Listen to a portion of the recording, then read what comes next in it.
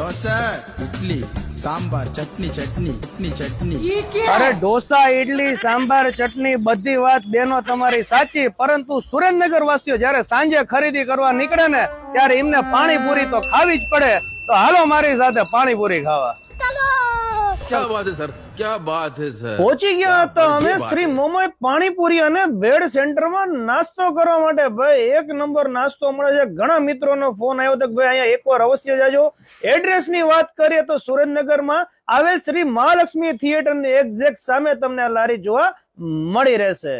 તો પહોંચી ગયા છીએ આપણે નિખિલભાઈ ની લારીએ નાસ્તો કરવા માટે। તો નિખિલભાઈ શું શું આઈટમ્સ મળી રહેશે? આપણી ત્યાં છે પાણીપુરી છે, સેવપુરી છે, રગડાપુરી છે, ચટણીપુરી છે, દહીંપુરી છે અને ભેળ છે। બરોબર છે। અને ટાઈમિંગ શું છે? સવારના 11 થી રાતના 9:30 સુધી। અને જૈન આઈટમ્સ કોઈ રાખી છે? જૈન પાણીપુરી છે, સેવપુરી છે, દહીંપુરી છે અને ચટણીપુરી છે। તો ભાઈ જૈન ના ઓપ્શન્સ પણ મળી રહેશે। તો ચાલો બધી આઈટમ્સ એમની ટ્રાય કરીએ, તમને પણ બતાવું કે કેવી છે। જતા વેત જ ભાઈ સુગંધ આવતી હતી પાણીપુરી ના પાણીની, એક નંબર ને ગરમા ગરમ રગડો। આહા જોઈ લો ભાઈ, જોઈને જ મોઢામાં પાણી આવી જાય। તમારે જો પાણીપુરી ખાવી હોય તો બટેકા અને રગડાના બંને ઓપ્શન્સ મળી રહેશે।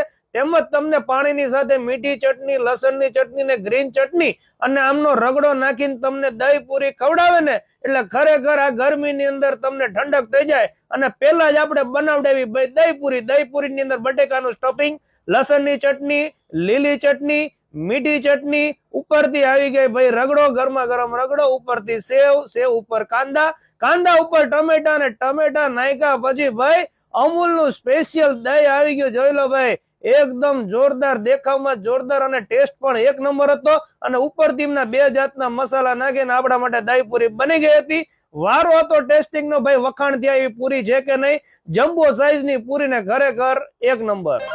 ભાઈ આપણી પાણીપુરીની ડીશ તૈયાર છે ને ઘણા મિત્રો પાણીપુરી ખાઈ રહ્યા છે। શું નામ તમારું? કીર્તન। કીર્તનભાઈ કેટલા ટાઈમ થી પાણીપુરી ખાવ છો? અહીંયા હું અઠવાડિયામાં 4-5 વાર આવું છું ખાવા માટે। કેવો ટેસ્ટ કેવો છે? જોરદાર ટેસ્ટ છે, ઘર જેવી પાણીપુરી બનાવે છે અને ચોખાઈ પણ મસ્ત। તો ભાઈ એકદમ હાઇજેનિક સ્ટ્રીટ ફૂડ છે અને આ ભાઈ પોતે રેગ્યુલર છે અને ઘણા કસ્ટમર છે અહીંયા પાણીપુરી બધો નાસ્તો કરેલો હશે। તો તમે શેની રાહ જોવો છો? આજે જ મુલાકાત લો મોમાઈ પાણીપુરી અને ભેળ સેન્ટરમાં। ये बाबूराव का स्टाइल है।